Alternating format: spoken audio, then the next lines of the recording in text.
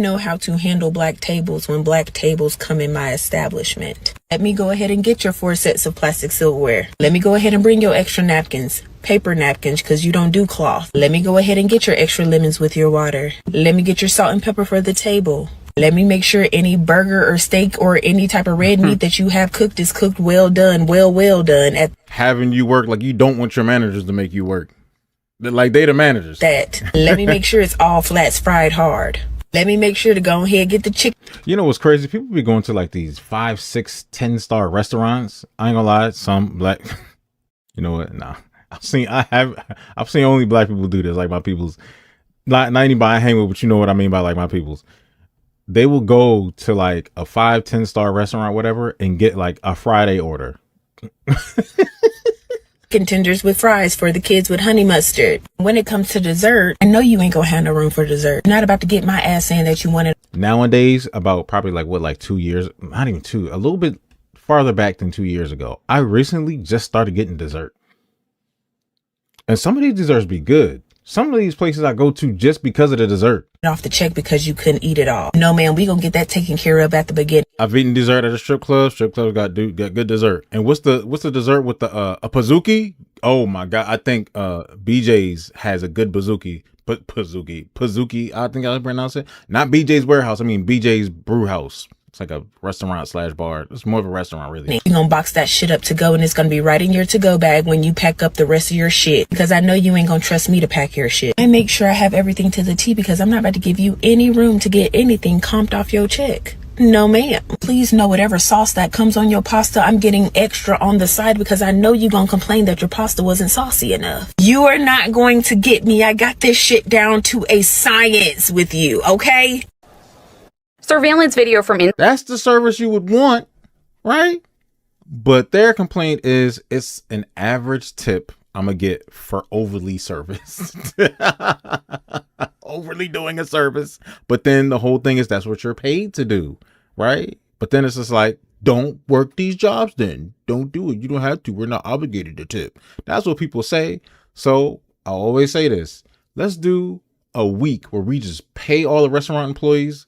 We just pay them for a week, close all the restaurants. No more restaurants because nobody likes to tip. Just close them. Let's see how you miss them. Inside the restaurant shows a table of 16 people. Or move your ass to Japan or somewhere where they don't tip. Some move to a country to where tipping is disrespectful and they look at you disgusting if you tip. People eating and enjoying themselves. Frida's manager, Jesse Gonzalez, says they were one of the last tables seated around 10:30 Sunday night, a half hour before close. And they came at the last minute, and we didn't think anything of it. He says they treated themselves, ordering some of the most expensive things on the menu, including $11 margaritas. Burritos, the Hefe Grande burritos, the Frida special steaks, steak and shrimp. But soon, he says the bartender got a whiff of something that didn't smell like grilled steak and peppers. It was just one I think I know what he means. guy that was just smoking weed, and we asked him to stop, and I guess he was like he probably came fresh out the parking lot too. But he sounds like when he said I asked him to stop, it sounds like he's saying like he was smoking in the actual restaurant while they were eating food. That's crazy. I can see the stench was real strong coming off in the parking lot, but it sounds like he saw him lighting up something and smoking it. That's crazy. leader of the group, and they just went out and listened to him and made a scene. There's no sound in the surveillance video, but at this point, Gonzalez says the group started berating the staff. They started getting louder and louder, getting upset, started yelling. That's when they started making offenses to the server and telling them, like, come on, come on. Eventually, one by one, Yeah, they're young. They're young as hell. They deep as hell, too. people finish their drinks and leave the table. Except for these two women left behind. They didn't seem to be in as much of a hurry. She even carries her blue margarita away from the table and continues to drink it after the group ignores staff and skips out on their $420 bill. Gonzalez says they even pushed one of the servers in the stairwell.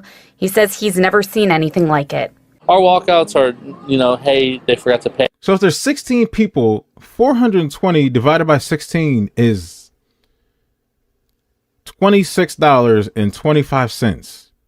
So if 16 people gave $30, y'all didn't have $30 to go eat? 16 of y'all. Are y'all serious? Or they'll come back the next day. Major walkouts like that, that's our first biggest one. Gonzalez says he thinks they planned the whole outburst so they could skip out on the bill. You don't think that they're going to do that, especially on a Sunday night. And yeah, just one guy. Now, mind you, this is from 7 years ago.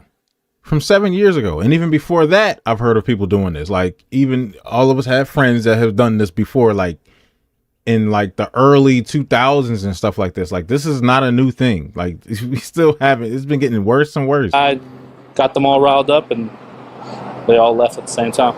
The manager says at this point he's not too worried about the money. He's just glad all of his staff is okay. But he does want police to catch the people who did this. So if you recognize anyone in the video, make sure you call Memphis police.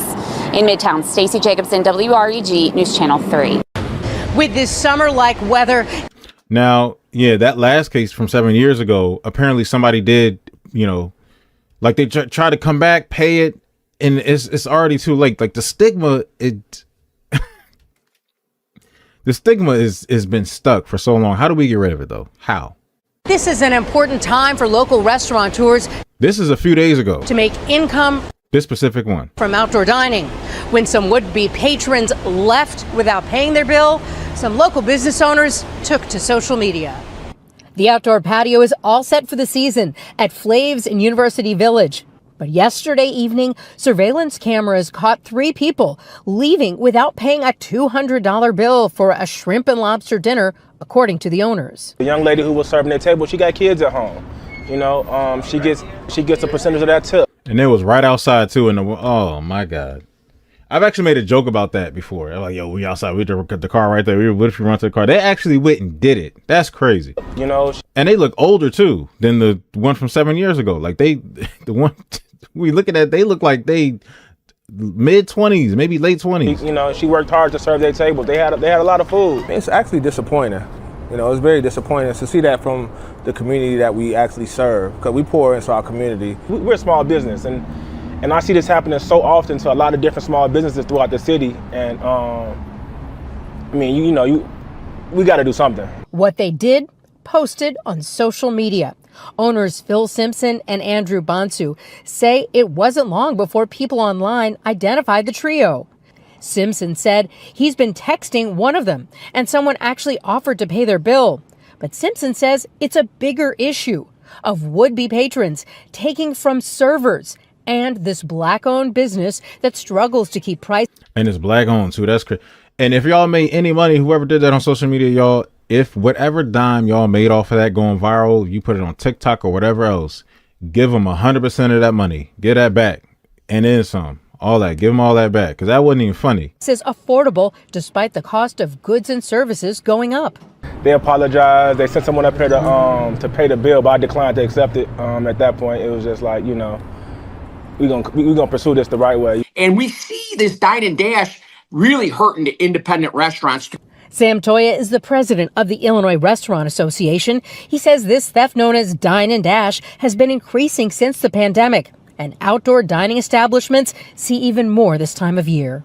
Definitely ticks up in the summer months. And in Chicago, what do we get? Maybe 60 days of great weather that you can eat outside. For us to actually put our hard-earned money to set that up for our community and to see things like this happening, it's kind of like, it's tasteless. It's important to, now to at least let them know, like, yo, Flav's is not going to be tolerating the dine and dash. The owners hope that word is spreading on social media so that those who might be tempted to dine and dash would consider who they're hurting.